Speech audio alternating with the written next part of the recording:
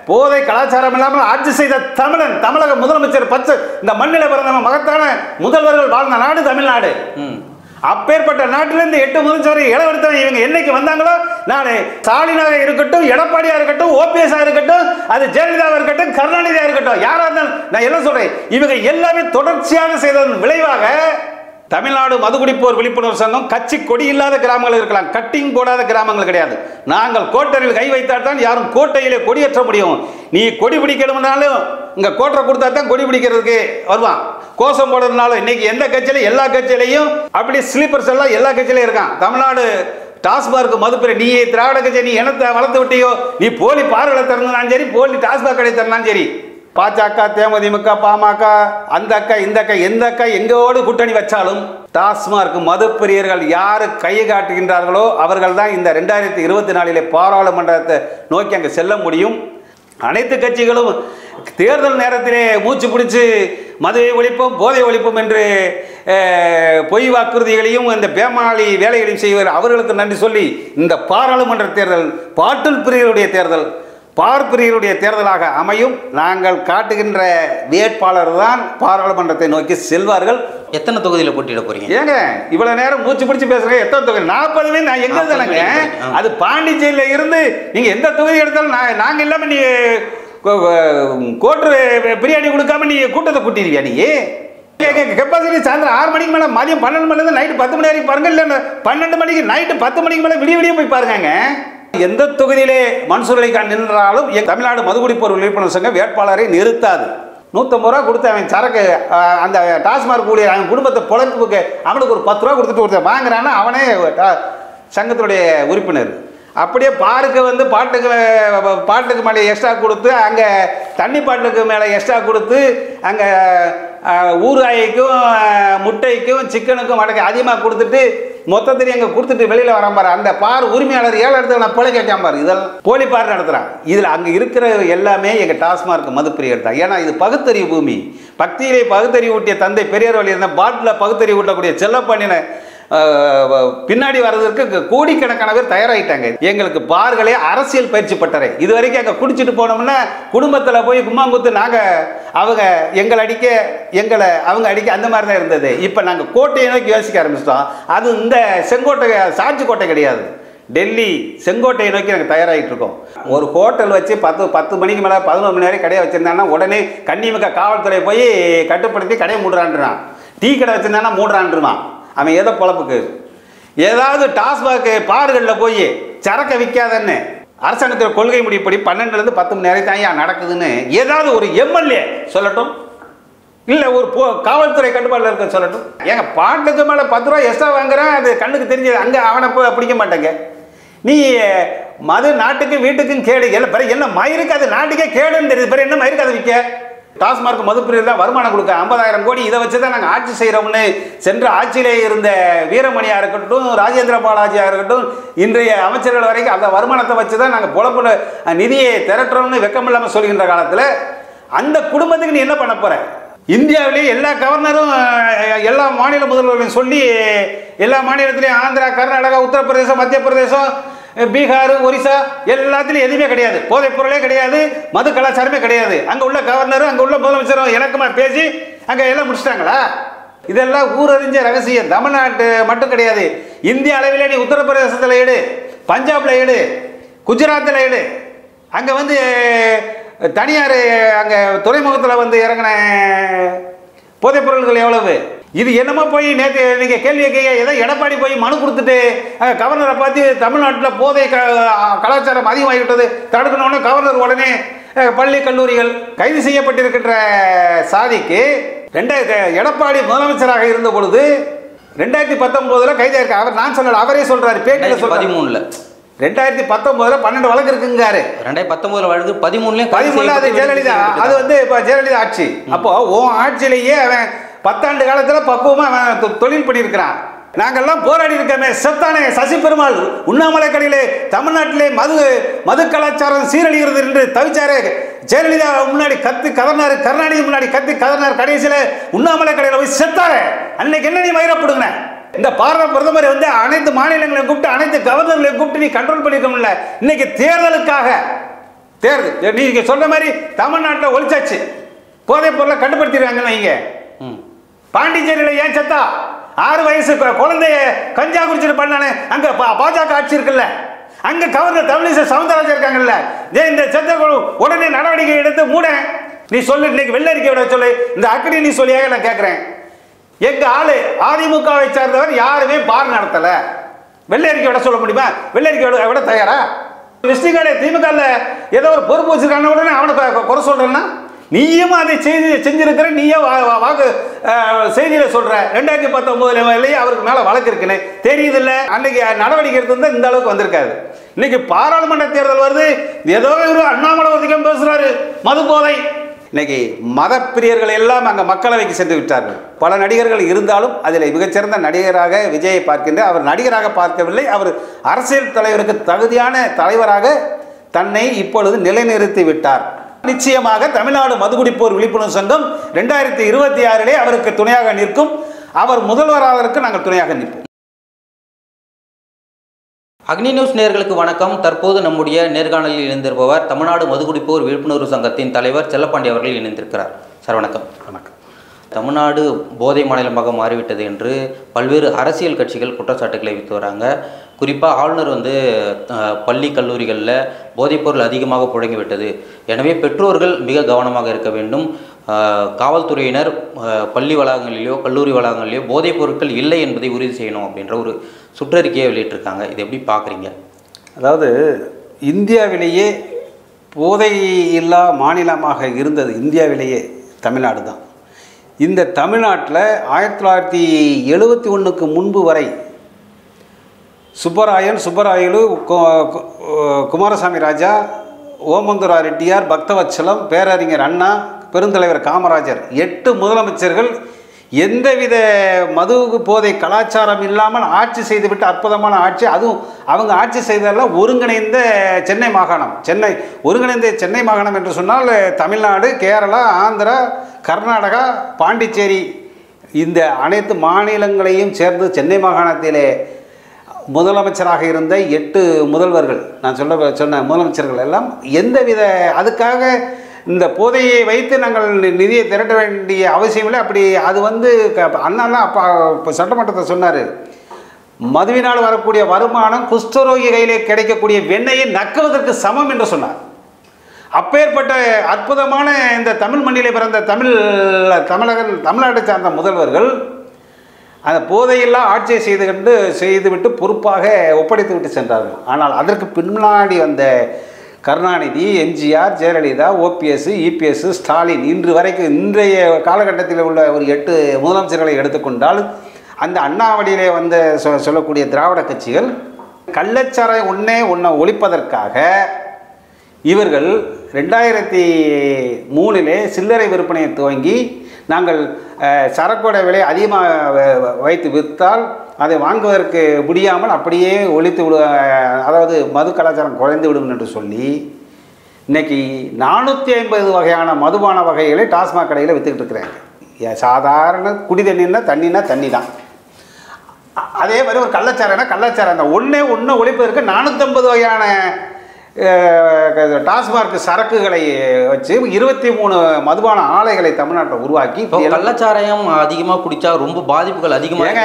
நான் என்ன சொல்கிறேன்னா, அதாவது இப்போ நீங்கள் கவர்னருக்கு கேட்டதுக்கு நான் சொல்கிறேன், இப்படி இந்தியாவுக்கு எடுத்துக்காட்டாக இருந்த தமிழ்நாட்டை இந்த அளவுக்கு போதை கலாச்சாரம் கஞ்சா அப்படின்னு இருக்கிற இன்றைய சாதிக்கு வரைக்கும் இவ்வளோ வந்திருக்கு அப்படின்னு சொன்னால், இதை கவர்னர் சொல்கிறாருன்னா, இந்தியாவிலேயே எல்லா கவர்னரும் எல்லா மாநில முதல்வர்களையும் சொல்லி எல்லா மாநிலத்திலையும் ஆந்திரா, கர்நாடகா, உத்தரப்பிரதேசம், மத்திய பிரதேசம், பீகார், ஒரிசா எல்லாத்துலேயும் எதுவுமே கிடையாது, போதைப் பொருளே கிடையாது, மது கலாச்சாரமே கிடையாது. அங்கே உள்ள கவர்னரும் அங்கே உள்ள முதலமைச்சரும் இணக்கமாக பேசி அங்கே எல்லாம் முடிச்சிட்டாங்களா? சார், மற்ற மாநிலங்களோட இங்கே தமிழ்நாட்டில் இருக்குன்னு சொல்லுங்க. தமிழ்நாட்டில் இதே வரலாறு எடுத்து பார்த்தீங்கன்னா ஒன்றும் இதெல்லாம் ஊரறிஞ்ச ரகசியம். தமிழ்நாட்டு மட்டும் கிடையாது, இந்திய அளவில் நீ உத்தரப்பிரதேசத்தில் எடு, பஞ்சாபில் எடு, குஜராத்தில் எடு, அங்கே தனியார் அங்கே துறைமுகத்தில் இறங்கின போதைப் பொருள்கள் எவ்வளவு? அங்கே போதை கலாச்சாரம் இல்லையா? இது என்னமோ போய் நேற்று நீங்கள் கேள்வி கேட்க ஏதோ எடப்பாடி போய் மனு கொடுத்துட்டு கவர்னரை பார்த்து தமிழ்நாட்டில் போதை கலாச்சாரம் அதிகமாகிவிட்டது தடுக்கணும்னு கவர்னர் உடனே பள்ளி கல்லூரிகள் ஏண்டா 2019 இந்த கைது செய்யப்பட்டிருக்கின்ற சாதிக்கு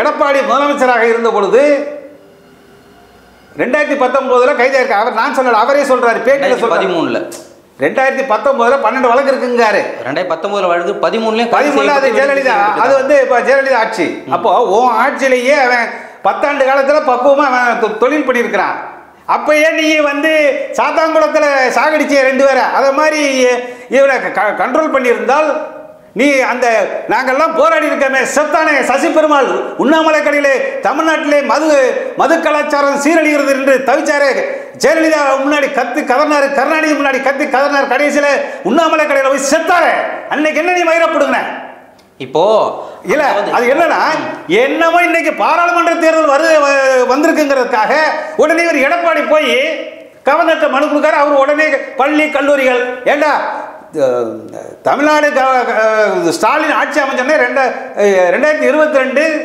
ஆகஸ்ட் 11 போதை ஒழிப்பு நாள்னு ஒன்று புதுசாக அறிமுகப்படுத்துறாரு ஏற்கனவே உலக போதை ஒழிப்பு நாள் வந்து ஜூன் 26 அனைத்து இந்த பாரத பிரதமர் வந்து அனைத்து மாநிலங்களையும் கூப்பிட்டு அனைத்து கவர்னர்களையும் கூப்பிட்டு நீ கண்ட்ரோல் பண்ணிருக்கோம்ல இன்னைக்கு தேர்தலுக்காக தேர்தல் நீங்க சொல்ற மாதிரி தமிழ்நாட்டில் ஒழிச்சாச்சு போதைப் பொருளை கட்டுப்படுத்திடுறாங்கன்னு வைங்க பாண்டிச்சேரியில் ஏன் சத்தா 6 வயசு குழந்தைய கஞ்சா குடிச்சிட்டு பண்ணானே அங்க பாஜக ஆட்சி இருக்குல்ல அங்க கவர்னர் தமிழிசை சவுந்தரராஜன் இருக்காங்கல்ல இந்த சத்த உடனே நடவடிக்கை எடுத்து மூட இப்ப தேர்தல் அறிவிக்க போறாங்கல்ல இந்தியா முழுவதும் அனைத்து கட்சிகளும் கூடி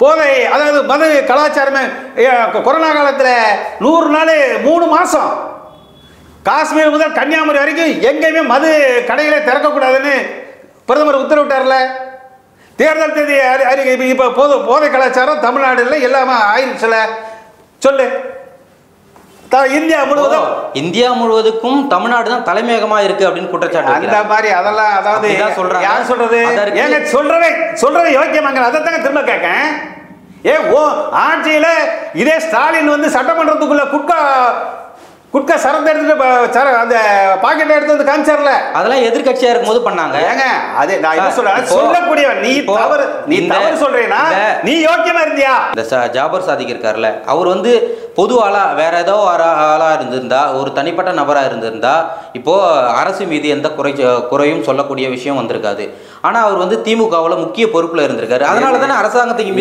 முக்கிய பொறுப்பு பருப்புங்கய்யா ஏங்க அவன் சாதாரணமா அவன் 2013 செஞ்சிருக்கிறான் 2019 கட்சியில இல்ல அவரு ஏங்க கட்சி இல்லைங்கிற அதெல்லாம் கேட்கவே அதாவது கட்சியில இருக்கிறான் ஒருத்தர் போய் உறுப்பினர் கார்டு வாங்கினாவே ஒரு கட்சி உறுப்பினர் தான் அதுக்காக எல்லாம் நம்ம பேசக்கூடாது ஒரு உறுப்பினர் போய் முதல்வரை நேரடியாக சந்திக்க முடியுமா அதாவது தவறுல என்ன சொல்றேன் நான் அழகா சொன்னேன் 1971 முன்னாடி 8 முதலமைச்சர்கள் எந்தவித போதை கலாச்சாரம் இல்லாமல் ஆட்சி செய்த தமிழக முதலமைச்சர் இந்த மண்ணில பிறந்த மகத்தான முதல்வர்கள் வாழ்ந்த நாடு தமிழ்நாடு அப்பேற்பட்ட நாட்டிலிருந்து 8 முதலமைச்சரை இளவெடுத்தவன் இவங்க என்னைக்கு வந்தாங்களோ நான் அவன் ஸ்டாலினாக இருக்கட்டும் எடப்பாடியா இருக்கட்டும் ஓபிஎஸ் இருக்கட்டும் அது ஜெயலலிதாவாக இருக்கட்டும் கருணாநிதியா இருக்கட்டும் யாரா இருந்தாலும் நான் என்ன சொல்றேன் இவங்க எல்லாமே தொடர்ச்சியாக செய்ததன் விளைவாக தமிழ்நாட்டிலே மது போதை கலாச்சாரத்திற்கு அதாவது திராவிட கட்சிகள் என்று சொன்னால் அண்ணா கண்ட திராவிட முன்னேற்ற கழகம் அற்புதமான கட்சி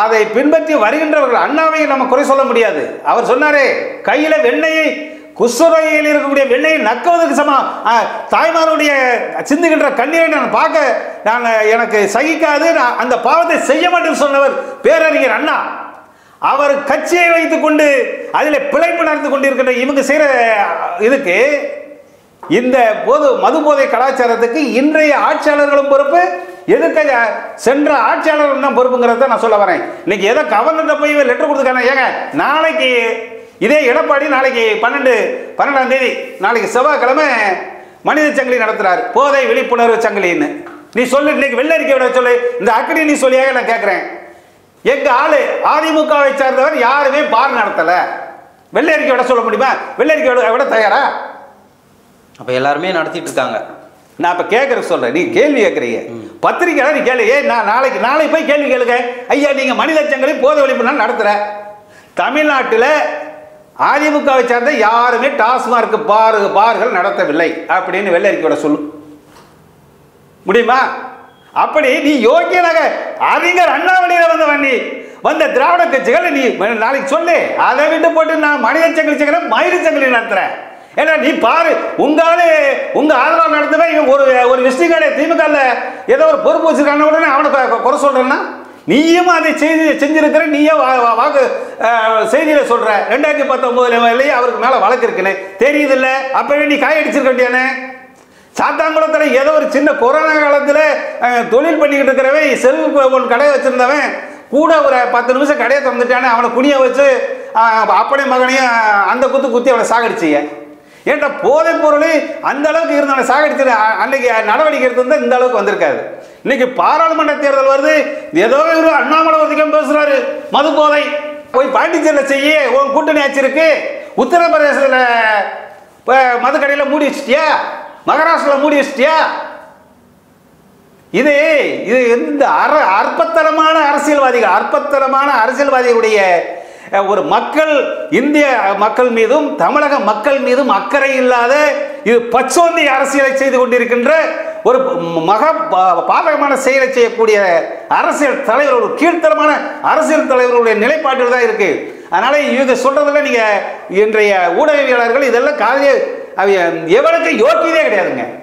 இப்போது 2024 நாடாளுமன்ற தேர்தல் நெருங்கி கொண்டு இருக்கிறது. பல்வேறு அரசியல் கட்சிகள் பல்வேறு திட்டங்களை மக்களுடைய திட்டங்களை தேர்தல் அறிக்கையாக வெளியிட போகிறாங்க. நீங்கள் என்ன கோரிக்கை விட போகிறீங்க? இப்போ தேர்தல் அறிக்கை நான் நிச்சயமாக தமிழ்நாடு மதுகுடிப்போர் விழிப்புணர்வு சங்கம் கட்சி கொடி இல்லாத கிராமங்கள் இருக்கலாம், கட்டிங் போடாத கிராமங்கள் கிடையாது. நாங்கள் கோட்டையில் கை வைத்தால் தான் யாரும் கோட்டையிலே கொடியேற்ற முடியும். நீ கொடி பிடிக்கணும்னாலும் இங்கே கோட்டை கொடுத்தா தான் கொடி பிடிக்கிறதுக்கு வருவான். கோஷம் போடுறதுனால இன்னைக்கு எந்த கட்சியிலையும் எல்லா கட்சியிலையும் அப்படி ஸ்லீப்பர்ஸ் எல்லாம் எல்லா கட்சியிலையும் இருக்கான். தமிழ்நாடு டாஸ்மார்க் மதுப்பிற நீ திராவிட கட்சி நீ என்னத்தை வளர்த்து விட்டியோ, நீ போலி பார்களை திறந்தாலும் சரி, போலி டாஸ்மாக் கடை திறந்தாலும் சரி, நாங்கள் பேரறிஞர் அண்ணாவுடைய அரசியலையும் பச்சை தமிழர், அதாவது தந்தை பெரியார் பகுத்தறிவை ஊட்டிய தந்தை பெரியார் வழியிலே வந்த ரத்தம் எங்களுடைய உடம்பிலே ஓடிக்கொண்டிருக்கிறது. இந்த கலிசடைகள் இந்த கொள்கை இல்லாத கொக்கைனையும் கொடுமையான போதைப் பொருட்களை நடத்துகின்ற கொள்கை ஆளுக கிடையாது.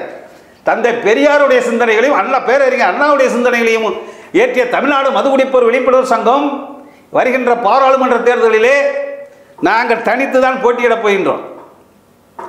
அதாவது இன்னைக்கு கர்நாடகாவில் காவிரி உற்பத்தி ஆகின்ற கர்நாடகாவிலேயே தண்ணி பஞ்சம் அங்கே அளவா குடிங்க. இப்படி இருக்கிற சூழ்நிலையில் தமிழ்நாட்டில் அந்த தடுப்பணைகள் கட்டுறதுக்கு நாதி கிடையாது. அவன் அணை கட்டுறான்னா அதை கட்டக்கூடாது, ஆந்திராக்காரன் கட்டுறா கட்டக்கூடாது, கர்நாடகாரன் கட்டக்கூடாது. நீ கட்டுறான்னா நீயும் கட்ட மாட்டேன். கடலில் கொண்டு போய் விட்டுட்டு தண்ணிக்கு எங்கிட்டு இருக்கான், கடல் நீரில் இருந்து குடிக்கிற தண்ணியை உற்பத்தி பண்ணிக்கிட்டு இருக்கான். இந்த கேப் மாதிரி இந்த மாதிரியான சிந்தனை உள்ளவர்களை என்ன செய்யறது? அதனால தான் விழிப்புணர்வு தமிழ்நாடு மதுகுடிப்போர் சங்கம் அல்ல, தமிழ்நாடு மதுகுடிப்போர் விழிப்புணர்வு சங்கம். பகுத்தறிவை ஊட்டக்கூடிய பக்தியிலே பகுத்தறிவை ஊட்டியவர் தந்தை பெரியார். கும்பகோணத்திலே குடிகாரர் மாநாடு நடத்தியவர் 1963 ஜனவரி 1963 ஜனவரி 21 கும்பகோணத்திலே குடிகாரர் மாநாடு முதல் முறையாக நடத்திய தந்தை பெரியார் வழியிலே வந்த செல்லப்பாண்டியன் வருகின்ற பாராளுமன்ற தேர்தலிலே இதையெல்லாம் மாற்றி அமைக்கின்ற வகையிலே நாங்கள் வெற்றி பெறுகின்ற பாராளுமன்ற தேர்தலில் நிச்சயமாக போட்டியிடுகின்றோம். நீலகிரியிலே ஆறுமுகம் என்பவர் போட்டியிடுகின்றார். நானும் தொகுதியில் இப்போ கண்டிப்பாக போட்டியிட தயாராக இருக்கின்றோம். எத்தனை தொகுதியில் போட்டியிட போறீங்க? ஏங்க இவ்வளவு நேரம் மூச்சு பிடிச்சி பேசுறேன். எத்தனை தொகுதி? 40 நான் எங்க தானங்க, அது பாண்டிச்சேரியில் இருந்து நீங்க எந்த தொகுதி எடுத்தாலும் நாங்க இல்லாம நீ கோட்டு பிரியாணி கொடுக்காம நீ கூட்டத்தை கூட்டிடுவியா? நீ முடியுமா? அந்த கூட்டத்தெல்லாம் உங்க பக்கம் எடுக்க பாக்குறீங்க. ஏங்க இழுக்க பார்க்குறேன். எல்லாம் சைலண்டாக எல்லா கட்சியிலும் இருக்காங்க, நீக்கமரம் இருக்காங்க. அரசியல், ஆன்மீகம், ஐடி எல்லாத்தையும் நீக்கமரம் இருக்காங்க. புரியுதா? இதுவரைக்கும் அதுக்கு ஒரு தலைவன் இல்லை அப்படின்னு ஏறி இருக்காங்க. வந்துட்டான் தலைவன் செல்லப்பாண்டியன். இன்னைக்கு போல 2019 பாராளுமன்ற தேர்தலில் வேலூரில் பாட்டில் சின்னத்தில் நின்னவன். அதனால நாங்கள் எல்லா அரசியல் கட்சியும் மாநாடு நடத்துறாங்கல்ல, அது யாரு நீங்க தான் மாநாடு நடத்துங்க? எங்களுக்கு எதுங்க மாநாடு? அப்பதானே எவ்வளவு கெப்பாசிட்டி இருக்கு? கெப்பாசிட்டி சாயந்தரம் 6 மணிக்கு மேல, மதியம் 12 மணிலேருந்து நைட்டு 10 மணி வரைக்கும் பாருங்க. இல்ல 12 மணிக்கு நைட்டு 10 மணிக்கு மேல விடிய போய் பாருங்க. இல்ல நீங்க ஒரு ஹோட்டல் பேங்க் இருக்குன்னு காட்டுங்க. ஒரு ஹோட்டல் வச்சு 10 மணிக்கு மேல 11 மணி வரைக்கும் கடையை வச்சிருந்தாங்கன்னா உடனே கன்னிமிக்க காவல்துறை போய் கட்டுப்படுத்தி கடையை மூடுறான்றான். டீ கடை வச்சிருந்தானா மூடுறான்ருவான் அவன் ஏதோ பொழப்புக்கு. ஏதாவது டாஸ்மாக் பார்களில் போய் சரக்கை விற்காதன்னு அரசாங்கத்தினுடைய கொள்கை முடிவு மதியம் 12 மணிலேருந்து இரவு 10 மணி வரைக்கும். அதுக்கு மேலே எந்த பார்லையாவது தமிழ்நாட்டில் எந்த டாஸ்மாக் பார்லையாவது சரக்கு பிளாக்கில் விற்கலை அப்படின்னு ஒரு கண்ணியமிக்க காவல்துறை கட்டுப்பாட்டில் எப்போ இந்த ஸ்டேஷனுக்கு உட்பட்ட பகுதியில் இல்லை இந்த சட்டமன்ற உறுப்பினருடைய இதுக்கு ஆணைக்கிணங்க அரசாங்கத்தில் கொள்கை முடிப்படி 12லேருந்து 10 மணி நேரம் தான் நடக்குதுன்னு ஏதாவது ஒரு எம்எல்ஏ சொல்லட்டும், இல்லை ஒரு காவல்துறை கட்டுப்பாட்டில் இருக்க சொல்லட்டும். எங்களுக்கு எதுக்காக கூட்டம்? எங்களுக்கு நாங்கள் மாநாடு நடத்த தேவையில்லை. எங்களுக்கு டாஸ்மார்க் கடைகளை நீ எத்தனை கடையை திறந்தாலும் அங்கே போய் 150 ரூபா கொடுத்து அவன் சரக்கு அந்த டாஸ்மார்க் ஊழியர் அவன் குடும்பத்தை பொழைப்புக்கு அவனுக்கு ஒரு 10 ரூபா கொடுத்துட்டு வாங்குறான்னா அவனே சங்கத்தினுடைய உறுப்பினர். அப்படியே பாருக்கு பாட்டுக்கு மேலே எக்ஸ்ட்ரா கொடுத்து அங்கே தண்ணி பாட்டுக்கு மேலே எக்ஸ்ட்ரா கொடுத்து அங்கே ஊறுகாய்க்கும் முட்டைக்கும் சிக்கனுக்கும் வடக்கு அதிகமாக கொடுத்துட்டு மொத்தத்திலையும் அங்கே கொடுத்துட்டு வெளியில் வரான் பாரு. அந்த பார் உரிமையாளர் 7 இடத்துல நான் பிழை கேட்காம பாரு. இதெல்லாம் போலி பார் நடத்துகிறான். இதில் அங்கே இருக்கிற எல்லாமே எங்கள் டாஸ்மார்க் மதுப்பிரியர் தான். ஏன்னா இது பகுத்தறிவு பூமி. பக்தியிலே பகுத்தறிவு ஊட்டிய தந்தை பெரியார் வழி இருந்தால் பாட்டில் பகுத்தறிவு ஊட்டக்கூடிய செல்லப்பாண்டின பின்னாடி வர்றதுக்கு கோடிக்கணக்கான பேர் தயாராகிட்டாங்க. இந்த பாராளுமன்ற தேர்தலில் எங்களுக்கு பார்களே அரசியல் பயிற்சி பட்டறை. இது வரைக்கும் அங்கே குடிச்சிட்டு போனோம்னா குடும்பத்தில் போய் கும்மாங்குத்து அவங்க அவங்க அடிக்க அந்த மாதிரி தான் இருந்தது. இப்போ நாங்கள் கோட்டையை நோக்கி யோசிக்க ஆரம்பிச்சிட்டோம். அது இந்த செங்கோட்டை சாட்சி கோட்டை கிடையாது, டெல்லி செங்கோட்டையை நோக்கி நாங்கள் தயாராகிட்டு இருக்கோம். பாராளுமன்ற தேர்தலில் எங்களுடைய வேட்பாளர் வெற்றி பெற்றால் இன்னைக்கு 21 வயசு தான் டாஸ்மார்க்கு. இந்த குடியாரோடைய வயசு 21 வயசுன்னா அப்போ அத்தான் காலேஜ் வரைக்கும் படிக்க வச்சிருப்பா. அது வரைக்கும் அவங்க பாதுகாத்துக்கிடணும். நாங்கள் பாராளுமன்றத்தில் குரல் கொடுக்கக்கூடியது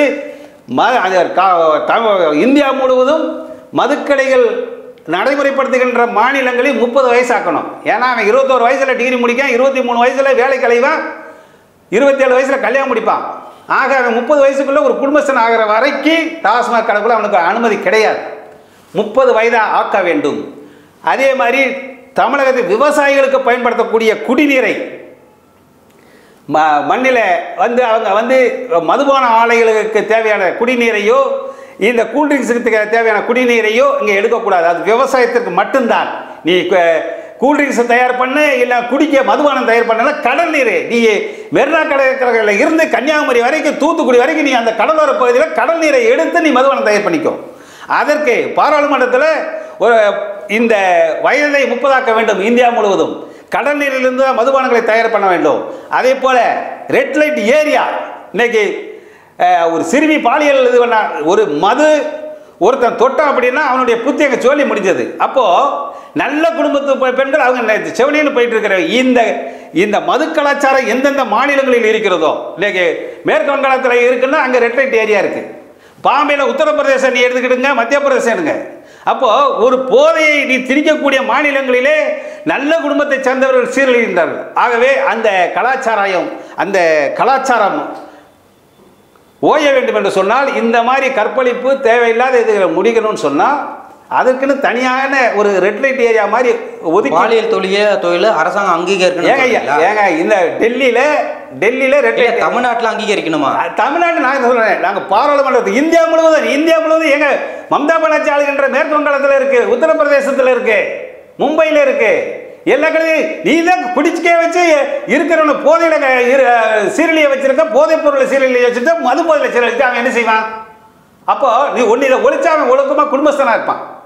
அவனை ஒரு வக்கர புத்திக்கு அவனை தள்ளிக்கிடுகின்ற பொழுது அவன் என்ன செய்வான்?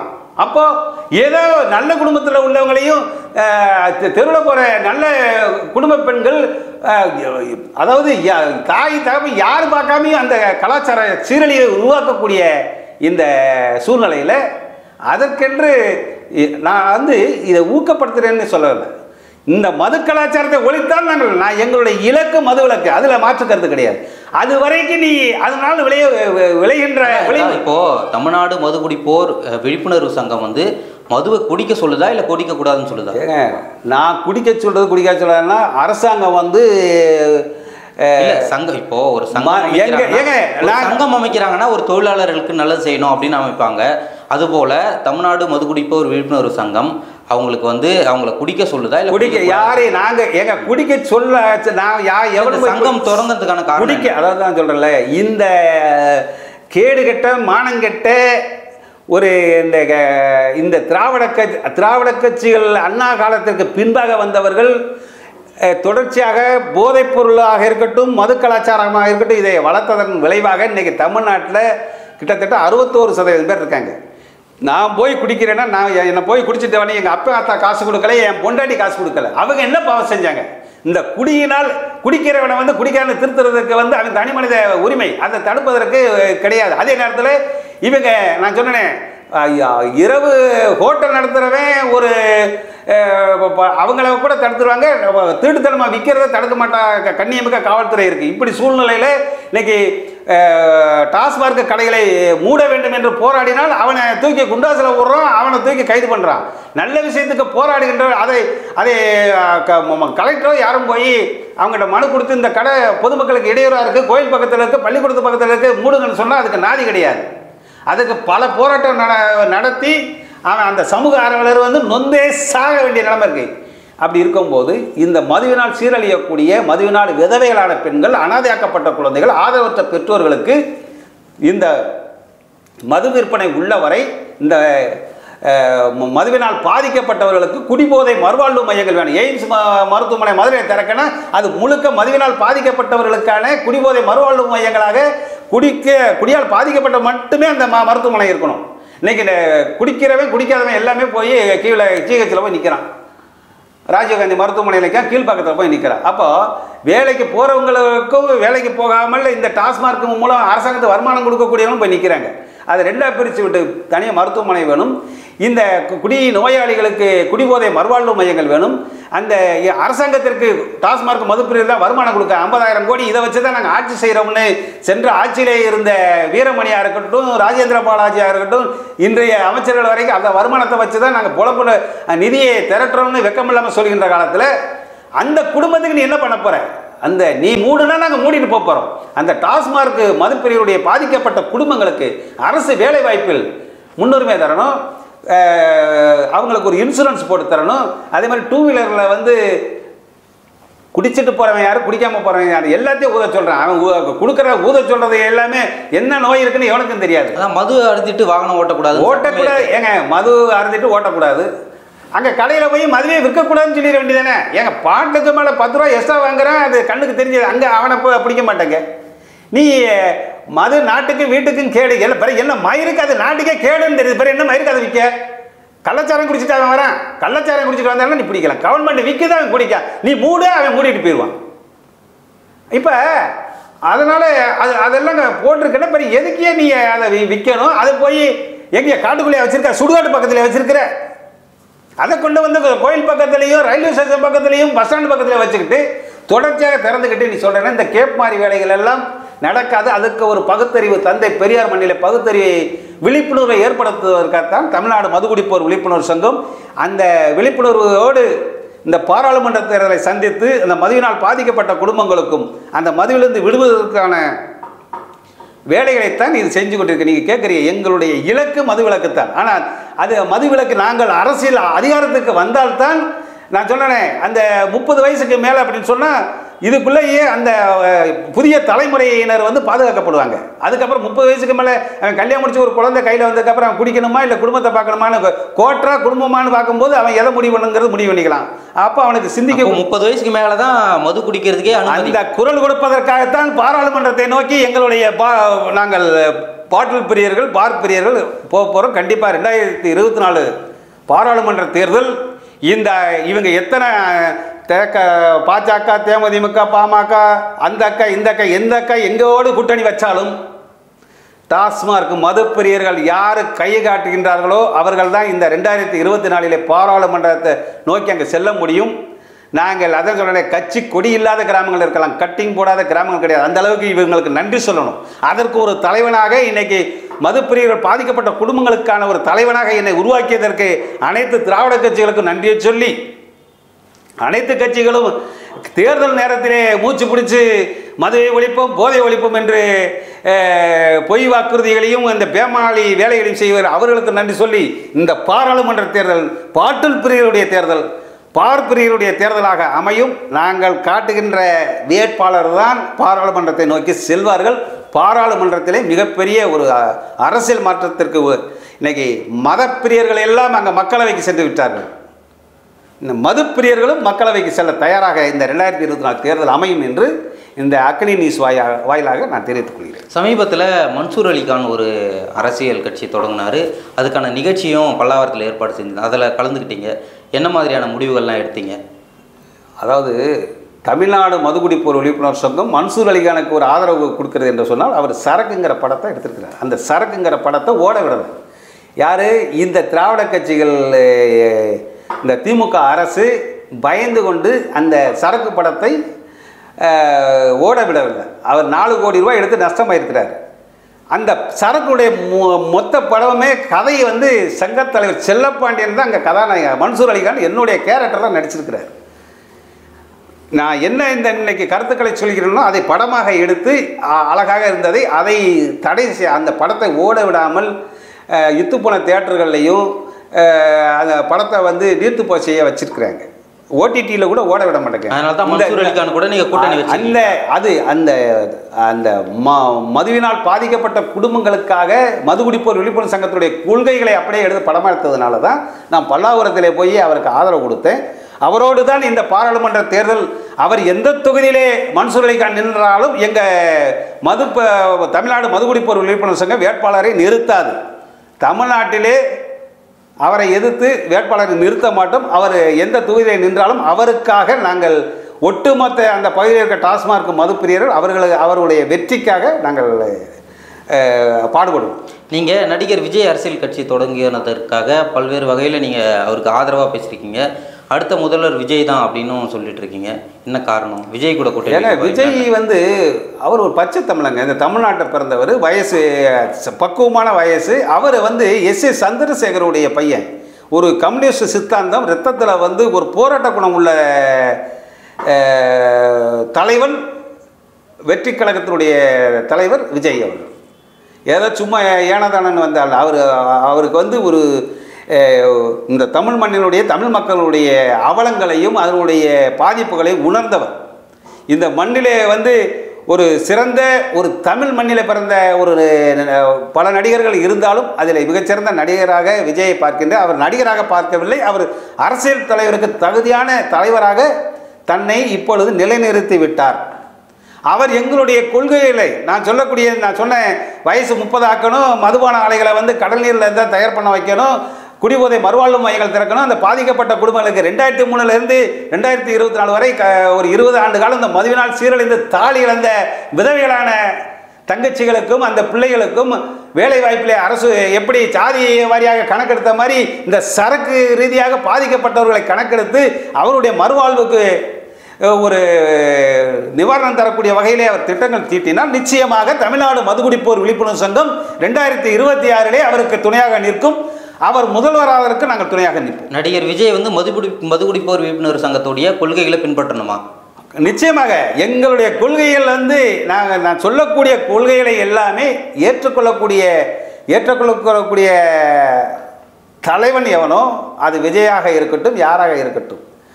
ஏன்னா இந்த தமிழ் மண்ணையும் தமிழ் மக்களையும் இன்றைக்கி விவசாயிகள் போராடிக்கிட்டு இருக்கிறாங்கன்னு சொன்னால் இந்த மாதிரி அனைத்து தமிழ் மண்ணை காக்கக்கூடிய யாராக இருந்தாலும் எங்களுடைய சிந்தனைகளை உள்வாங்கி திட்டங்களை தீட்டுவதற்கு தயாராக இருந்தால் தமிழ்நாடு மதுகுடிப்போர் விழிப்புணர்வு சங்கம் ஆதரவு தரும். நேரம் ஒதுக்கி பல்வேறு வகையிலான கேள்விகளுக்கு பதிலளித்தமைக்கு நன்றி.